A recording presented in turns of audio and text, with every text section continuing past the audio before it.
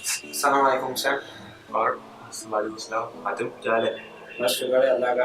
और सुनाओ क्या कर रहे हो आजकल? अभी तो कुछ नहीं कर रहा यार, अभी तो फारिग बैठा हुआ हूँ फिलहाल। अभी तो यूट्यूब की वीडियोस देख रहा हूँ। यार तू तो मीडिया का बंदा है, तूने तो वो चैनल सब्सक्राइब कर ही लिया होगा एटी टॉक। कौन सा?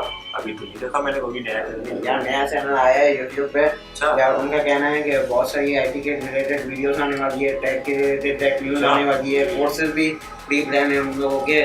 और बल्कि वेब डिजाइनिंग का कोर्स तो बहुत जल्द अपलोड होने वाला है अच्छा, चैनल पे। क्या नाम क्या होता है?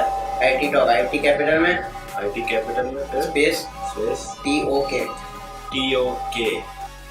हाँ, ये है। Subscribe I. Subscribe, bell icon भी दबा दिया। अब देखना वीडियो देखना, लेकिन वीडियो तो देखनी पड़ेगी जानी। चला